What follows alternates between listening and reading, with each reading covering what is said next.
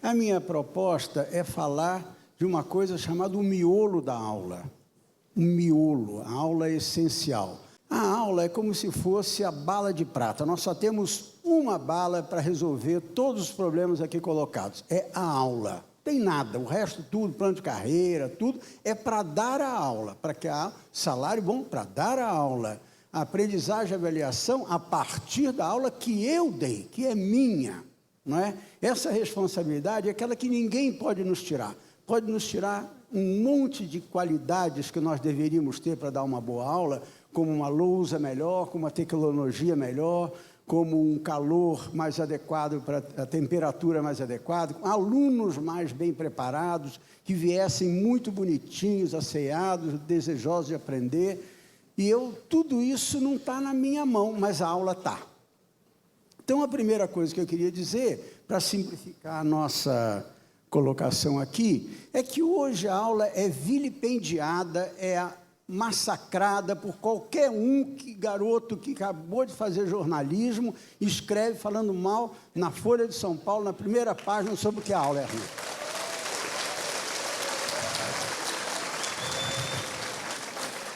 Isso é muito fácil, é igual chutar cachorro morto, é uma covardia. Isso o ministro da Educação disse outro dia, eu debati, não sei, as pessoas sabem, a Beth estava lá em Brasília, o Salman Khan fez uma apresentação na frente do ministro e por um grupo de outros educadores que estavam lá em Brasília naquele tempo, e o ministro me chamou para comentar a apresentação do Khan.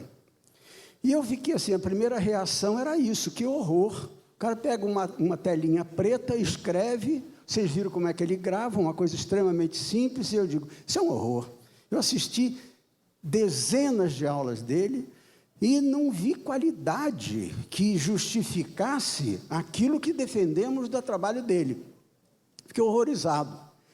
No entanto, ao fim da apresentação dele, ali mesmo no MEC em Brasília, no salão de baixo do MEC, eu percebi duas coisas que foram ali trazidas por uma comentarista também. Primeiro, aquela aula tinha 6 milhões de acessos. Por que as nossas não têm mais que 20 mil, 10 mil, 5 mil, 40 mil acessos? O que ele fez que só eu, que sou inteligente, não consigo fazer?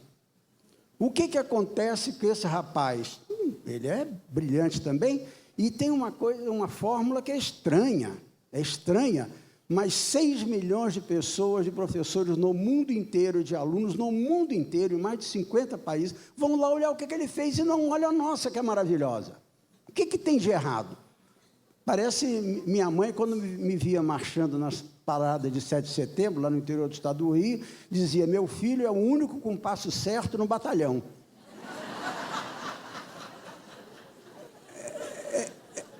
É mais ou menos isso, quer dizer, o que acontece comigo, que eu estou tão certo, tão maravilhoso, mas que ninguém olha o meu trabalho. Aí nós vimos duas coisas do Khan. A primeira, que ele estava apresentando aquela aula para uma menina, sobrinha dele, que ele gostava.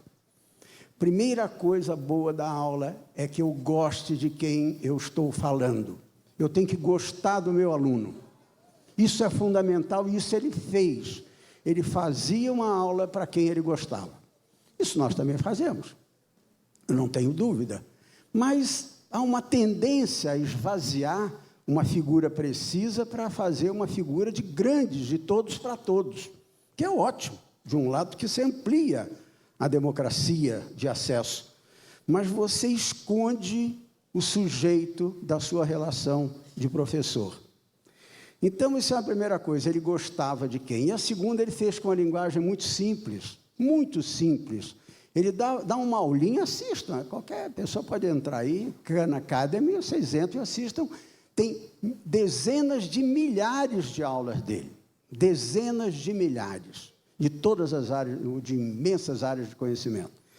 Então, ele gostava e ele fazia uma coisa simples. Aí me veio uma intuição ali, ao fim da conversa, que o próprio ministro começou dizendo, a aula é uma invenção do século XVIII, já está superada, mas chamou o cara para dar uma aula. E o bom do cara é que ele dá uma aula. Ele não faz nada mais que isso. A primeira coisa que nós temos que tirar da nossa mentalidade, senão nós não damos o próximo passo, é atribuir à aula toda a culpa das coisas erradas que acontecem na educação. Não é? Por que é ruim o aluno? Porque a aula é desmotivante, porque tem muita gente na aula, porque o aluno não quer aprender, porque o professor fica ensinando em ordem, porque o professor faz a chamada, porque o professor não faz a chamada, porque já está na hora de acabar, porque a janela é quente. Então, eu começo a dizer, o culpado da educação está ruim, tem problemas, a nossa média foi baixa, porque a aula é ruim. Mas será que nós estamos falando da mesma aula? O que é a aula? Primeiro, o que não é? Seja o pessoal de direita, seja o pessoal de esquerda, diz que a aula é a culpada do baixo interesse que os alunos têm por aprender, porque os professores são mal formados, não sabem direito a sua disciplina, não sabem controlar o rigor do aluno, e aí aquele caos, portanto, a aula é a culpada. Acaba com a aula, estaria tudo resolvido. Acaba com a aula. Vai para a praça, vai aprender nos museus, vai olhar o que acontece no açougue, vai ajudar o cara a fazer conta no sinal de trânsito. Aquelas ideias que na escola 0, na vida 10, não é? Bota aqueles garotos de Pernambuco que estavam lá 15 anos atrás, quando a menina escreveu o livro, há 20, estavam fazendo conta no sinal até hoje. Tem que ir para a escola, porque na escola dá o salto, além do sinal de trânsito. Fazer troco é fácil, aprendo rápido. Agora, fazer uma raiz quadrada, agora fazer binômio de Newton e acertar uma equação de segundo grau é outra coisa que exige alguém, como dizia Beth, um currículo intencionalmente organizado e que sabe qual é o projeto que o país tem para os nossos filhos, e para os filhos dos nossos filhos, e para os netos dos nossos bisnetos. Então, e a aula não é arquitetura, não são as cadeiras, não é metodologia, não é o banco. A aula não é isso. Todos nós chamamos sala de aula. Por que sala de aula? Não precisa ser sala, pode ser em qualquer lugar. Aula. A gente vai pondo coisa em volta da aula que, de repente, nós não sabemos mais o que é aula. Nós não temos, vamos tentar limpar o que não é arquitetura. Eu posso ter um prédio, todo cheio de cadeira em anfiteatro, um professor falando mal, grosso, bravo, e os alunos aprendendo muito. Como a Beth dizia, eu estou dando aula para vocês, a aula que ela deu não foi uma aula teórica, foi uma aula prática, sabe por quê? Não há professor teórico, há aluno teórico.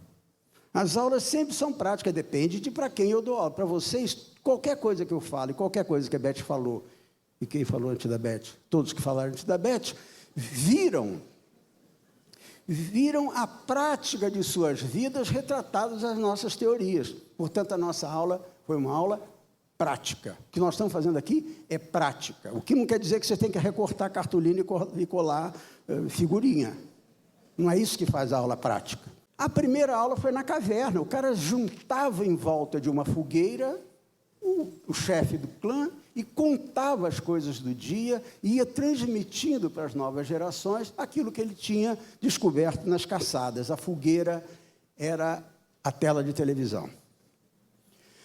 Na academia, as primeiras aulas na academia grega, que muito marcaram a nossa cabeça, eram passeios em que uma pessoa que sabia ou que queria lançar questões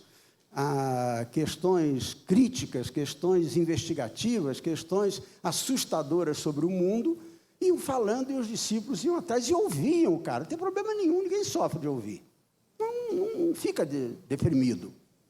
Pode ouvir, é bom ouvir. Não é? A outra, mas era para poucos, era só para os discípulos eleitos para discutir com Aristóteles, ou com Sócrates, ou com Platão. O grupo de poder, mais tarde, ali pela Idade Média, vai se juntar em torno da aula. A aula é o nome de um pátio que tem no meio dos castelos, chama-se aula, daí os áulicos. Então, não é ruim a aula. Os barões, os duques, todas as nobrezas e os chefes de Estado formavam as suas lideranças com aulas e conquistaram durante muito tempo o poder daquela região. A aula é um instrumento de poder para o aluno, não para mim só, para o aluno também. E a aula é bom, a aula não é ruim, é bom. Aí, só no século XVIII, como dizia o nosso ministro da Educação, é que a questão da aula democrática foi estabelecida ali, eu vou chamar de napoleônica, aula napoleônica. Carteirinha uma atrás da outra, muita gente vai aprender, porque todos podem aprender. Isso é democracia, isso não é sacanagem com os garotos. Isso é acreditar. Aí tem além do Dewey, lá atrás, em 1500, teve aquele outro, que eu não vou lembrar agora, que eu não tive aula sobre isso. Comênios. Comênios foi o primeiro cara que disse: todas as crianças podem aprender, independente da classe social, podem aprender. Como Skinner dizia: alimenta que eu faço do garoto um santo ou faço um bandido. Por quê? Porque as crianças aprendem, podem aprender. Então, isso é bom. No momento em que a gente dizia que não era Aristóteles que tinha que ser o preceptor de Alexandre, sentar ele no colo e começar a explicar o que era física, e dizer assim: 50 crianças podem aprender ao mesmo tempo se eu lhe der uma boa aula, isso é ótimo, vamos fazer. Veio do século XVIII, mas se mantém. Se manteve. Por quê? Por que todo o resto acabou e a aula continua? Porque ela é boa. Por que eu tenho que apostar que ela é ruim porque ela se manteve? Então, nós somos muito burros.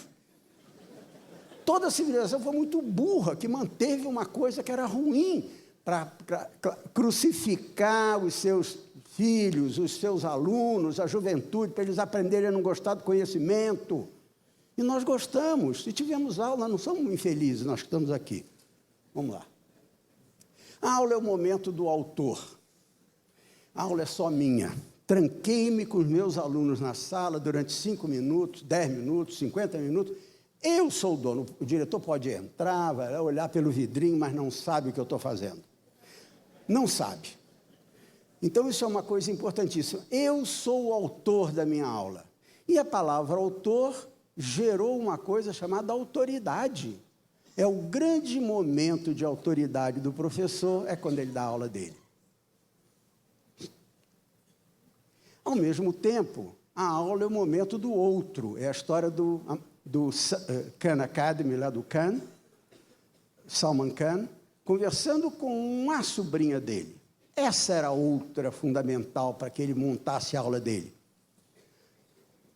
No latim, essas duas palavras são muito ricas, o autor e o alter, quer dizer, aquele que é diferente de mim e que é o único jeito de eu me tornar eu é ter o diferente.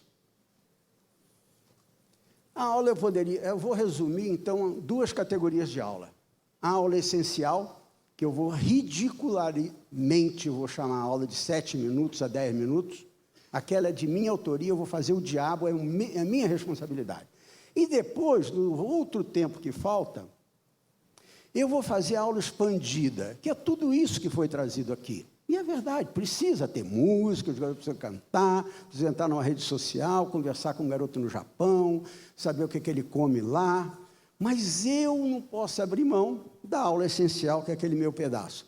A aula essencial tem 4 momentos. O primeiro momento é o momento que eu problematizo, eu angustio, eu conto um caso, eu faço uma piada, eu conto uma ironia, eu pergunto o que eles viveram naqueles dias que lhes angustiou. Eu parto de um princípio de trazer aquela garotada para um contexto que eu quero trabalhar. Explico o que é aquilo, por quê. Por exemplo, vou dar um exemplo da filosofia grega. Qual a origem da filosofia? Era o espanto. Os caras olhavam o céu de noite, não tinha televisão, nem computador, nem telefone celular, tinha nada. E os caras pensavam, eles olhavam para o céu e diziam assim, quem sou eu? Em que espaço eu vivo? Quem são esses bilhões e bilhões de astros que estão em torno de mim, que são muito maiores que eu? De quando tiveram origem? Para onde eu vou? De onde eu vim? Filosofia. Esse momento daqui é o momento da contextualização e da análise. Mas o que acontece com a vida? O que acontece com a noite? Por que tem o dia? O que é a estrela? Eu vou abrindo, vamos dizer assim, a massa desse bolo angustiante no início, que é a questão inicial que o professor coloca na sua sala de aula. Em seguida, ele vai investigar. Então, vocês vão pesquisar quantas vias lácteas existem, o nome das estrelas, as constelações, a distância delas para nós. Vamos fazer a pesquisa e vamos ver que existe uma ciência chamada astronomia que fez isso durante o seu tempo. 10 minutos. Falei. Bom, essa aula, ela não para aí. Porque dentro da própria aula tem as hiperaulas, que são os ambientes que eu vou chamar aqui, de agora em diante, de aula expandida. Aula expandida, quando eu lanço um tema, eu gero locais que doem, que me alegram, que me trazem humor, que me dão saudade, que me trazem sensibilizações internas cognitivas. Em geral, quando eu dou uma aula boa, eu confundo, bem intencionadamente, com a chamada aula gôndola do supermercado, ou, como Paulo Freire chamava, aula bancária, que eu partia do princípio que quanto mais conteúdo tiver em cima da cabeça do garoto, mais ele aprenderá, mais ele será feliz. Oferta indiscriminada de conteúdos para consumo, não para análise, etc, etc. Preciso consumir também. Não imagina que eu não tenha possibilidade nem direito de consumo.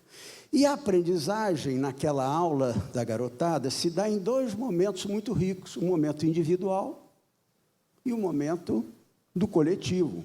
Um momento social em que eu vou lá e ouço meus alunos discutem, trazem o que pensam, trazem fotos de suas famílias quando se casaram, dos seus pais, trazem o que eles comem, quem foram os avós dele, de onde, tudo vem de fora, social, tá ótimo. Mas tem um momento que o garotinho vai ter que sentar com aquela parte glútea na cadeira e estudar, e ler de novo, e sublinhar, e escrever um pequeno texto de 5 a 10 linhas que mostre como foi a chegada da família dele no Brasil. Ou seja, a aprendizagem tem 2 pedaços. Só o pedaço coletivo é fundamental para começar, mas só o pedaço individual também é pobre, como se caracterizava antigamente. Hoje, eu acho que a ciência da educação e a experiência deste grupo que está aqui mostra que só a parte individual não dá conta do fenômeno do conhecimento, nem só a parte coletiva, é do diálogo entre os dois, ou seja, o conhecimento é o resultante orgânico, é um organismo. Você come alface e não vira alface. Isso é um mistério. Como couve, não vira couve. É outro mistério. Agora, o conhecimento é a mesma coisa. Eu recebo um monte de informações e transformo em mim mesmo, na minha identidade. O que é isso? Não é? Esse processo cognitivo ainda é um mistério, nem Platão resolveu, como o Abete muito bem trouxe, esse equívoco platônico de que o conhecimento está no mundo das ideias, está relativamente superado, mas também não são só choques químicos que me fazem, sinapses que me fazem conhecer. Passa pelo meu afeto, passa pela minha vontade, passa pela minha imaginação, passa por uma série de outras coisas que formam o conhecimento. Assimilação, individuação, etc, etc. Vou acabar. Aí, falar com quem gosta, de modo simples, agora estou falando do Kant, não é? Mas ele me ensinou isso. Impossível que ele tenha só erro. Impossível também que a tecnologia moderna só tenha acerto. Já imaginou se todos os professores da rede, quando entrassem na rede, escrevessem assim, objetivo, o que eu vou ensinar hoje? que você vai aprender hoje? Uma linha. Mas o aluno estaria ancorado naquilo e ele teria a obrigação de, no mínimo, durante 7 a 10 minutos, falar sobre aquilo. Agora, depois pode falar sobre outra coisa, como é que é a equação de segundo grau no Japão, como é que faz uma curva mais rápida, como é que o carro faz aquilo, tudo vai... É infinita a possibilidade da aula expandida, mas a aula essencial eu não posso abrir mão, porque é ela que vai me dar a possibilidade de uma coisa chamada metacognição. A segunda coisa que eu queria propor é que no finzinho da aula, todo fim de aula, os 65 mil professores, pedisse aos seus alunos para escrever em 3 a 4 linhas, numa espécie de Twitter de papel, o que ele aprendeu. Só isso, o que ele aprendeu. E ele vai registrar isso durante 100 dias letivos. Se ele escrever 5 linhas, ele escreveu 500 linhas pelo curso, sobre o processo cognitivo dele. Então, para eu saber aprender, eu tenho que ter elementos que me deem condições dessa aprendizagem. Não é espontâneo, tem que trabalhar muito. Até usar a memória. E a memória, por exemplo, é o registro daquilo tudo que aconteceu no meu pequeno percurso histórico de um determinado ciclo de aprendizagem. Que seguramente, se todo dia o professor de cada aula, de sexta a nona, disser, hoje eu vou ensinar isso para vocês, vocês devem aprender aquilo. E no fim, o que você aprendeu hoje? Os índices vão melhorar. Não porque eu estou trabalhando pelos índices, mas porque eu estou trabalhando pela metacognição e pelo compromisso meu com a aprendizagem do aluno. E com a minha única autoridade que eu tenho na vida de educador, de professor, que é dar aula. Essa é a minha autoridade. Não é porque eu mando o garoto ficar quieto. Isso não é autoridade. Agora, eu mando o garoto ficar quieto, porque a minha aula é boa, isso é autoridade. E isso eu posso fazer porque a aula é minha. Não é? Eu não posso dizer que a aula do professor... minha aula não está boa porque o diretor não me deu o giz. Então, a aula essencial, como eu já falava, é a aula, o miolo de aula que eu pus aqui, só para provocar discussão, é entre 7 e 10 minutos. Entre 7 e 10 minutos. E eu lanço questões enriquecedoras, nesses 7 a 10 minutos, que depois serão amplificadas e contextualizadas com o vídeo, com uma pequena dramatização, com recorte de jornal, com um debate, com uma visita ao supermercado, com uma visita web Google no Museu de Louvre. Às vezes, a gente, no maior ato de boa vontade, de querer fazer uma aula maravilhosa, eu não faço aquela que eu posso, porque eu entro em tantos detalhes, em tantas avaliações, em tantas metodologias, que eu me perco. E aí eu diria, o que eu vou ensinar a outros? Olhar o currículo, olhar o plano e olhar o caderno do professor, que vocês têm. Posso até fazer outra coisa, mas eu tenho uma referência, pessoal. Tem que ter uma referência. Depois, assim, um horror essa daqui, vou fazer outra, melhor.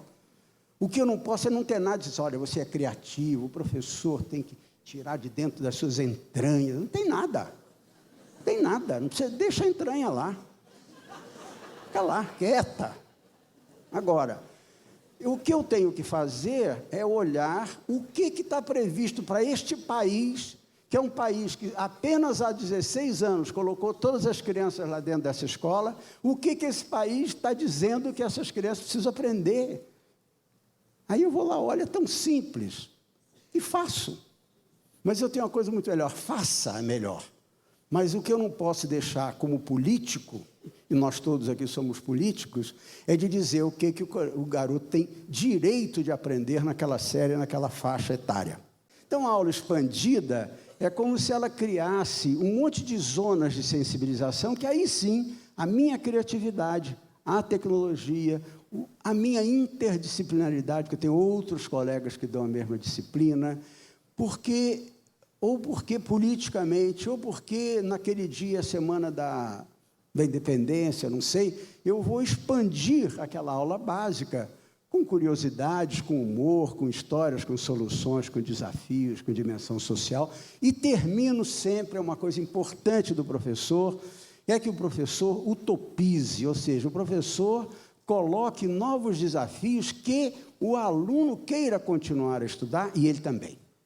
Ele também queira continuar a estudar, que os desafios que ele se coloca são desafios a si próprio, também como ser que quer continuar a conhecer. Então, essas zonas de sensibilização, elas são essas que eu já falei. Pode ser uma atividade em grupo. Mas o ruim é assim, grupo, faço a chamada e boto todo mundo em grupo e não dou minha aula. Claro que eu posso dar aula no fim, posso dar aula no meio, mas não posso deixar de dar aula. Não adianta. Tem que dar aula. Aula. Acabou a aula aqui já. Aí, pesquisas orientadas, divulgação. Por exemplo, uma coisa riquíssima numa aula é que os alunos, depois da minha aula, eles trabalhando, eles têm produtos, eles têm que fazer coisa. O aluno tem que fazer, senão não aprende. Senão não aprende, não é só ouvir. Mas também, eu não posso, por causa disso, botar o garoto para fazer, então faz. E vou ler jornal.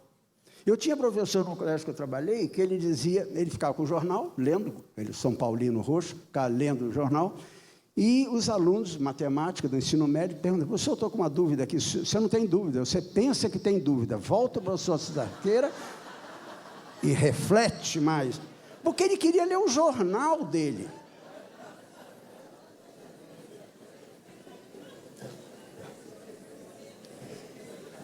Por que eu contei esse caso? Porque você faz... Não é tão engraçado assim, não, pode parar de rir. Você já fez isso, né? Então, esqueci até o que eu estava falando. Se os alunos têm produtos, e eu me glorio dos produtos que meus alunos fazem, porque eu acho que eles são, eu gosto deles, publicar os trabalhos dos nossos alunos é fundamental como um ato de aula. O produto social gerado na classe, mesmo que seja um monte de mãozinha, pendura na parede da escola. Coloque no supermercado da região, peça ao padre o salão paroquial para fazer a apresentação do trabalho. Tenha a glória do trabalho que seus alunos produzem. Aula, etc. Acho que eu vou acabar já acabei. Acabou, é. E é uma bala de prata, nós só temos essa bala para matar esse bandido. Nós só temos uma bala, e vocês, primeiro que todo mundo aqui já foi professor. Todo mundo já foi professor que está aqui. Vocês sabem o que significa aula.